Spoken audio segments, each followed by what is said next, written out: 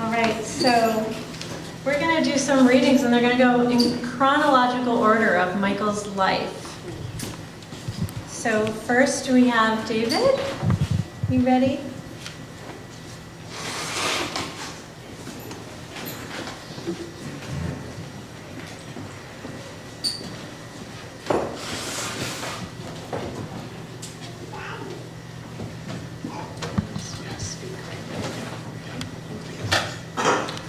I'm David Camp. I'm the husband of Sandy DeBell Hope, the mother of Kate, and the father-in-law of Michael. I'm going to begin this chronological reading 53 years ago. On June 9th, 1965, The Orange and Black was published by Churchville High School in Churchville, New York. And the person being interviewed was Michael McCoy. Mike McCoy. Now, this is what the reporter wrote. So these are not my words. These are read from, and I apologize for taking off my glasses. The printing is very small, and it is also 53 years old. Locating my prospect for an interview proved to be quite a task. I walked the corridors, peeking in room after room, and then I spied him.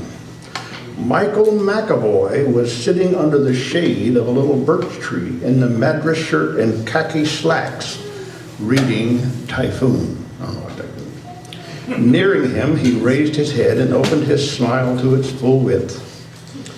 Preparing my questions, he waited patiently, picking grass and whistling, "Wouldn't it be lovely?" South Pacific. Growing up, Mike has had many varied experiences with small animals as well as humans. One of his most heart-shattering experiences occurred, however, when he was 6 years old. Imagine Michael, 6 years old. With his 3 sisters accompanying him, he ventured into his backyard. With a saucepan in hand, he searched for a chipmunk. His desire was to have one of these chipmunks for a pet. He spied movement in the underbrush, and then off he ran in mad pursuit. He slammed the pot down over the creature to trap him. But alas, little Michael had slammed it too hard and not in quite the right position. The chipmunk was only halfway under the dish. They had a very nice funeral, I'm sure. At that time, West Point was Mike's destination in boyhood. Quote, Michael says, I think it's about the greatest thing there ever was, he was reminiscing. And Douglas MacArthur, he's the greatest man ever. He's only 16, so. I liked it when he said, on the fields of friendly strife are sown the seeds that on another day, on another field, we'll hear the fruits of victory. Michael is often found quoting celebrated persons. He went on to say, quote, Michael, someday I'd like to travel to Florence to see the Casa de Michelangelo.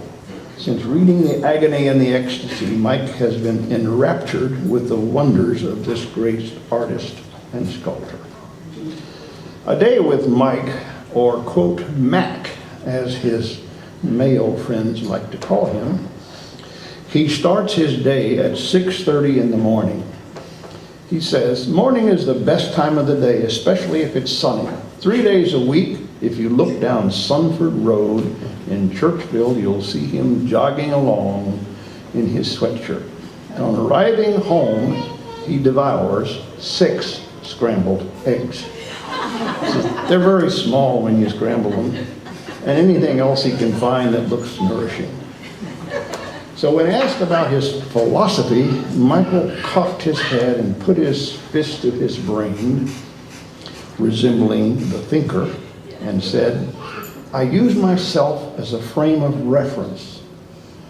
People don't work as hard as they should. Instead of accomplishing something, they worry about it.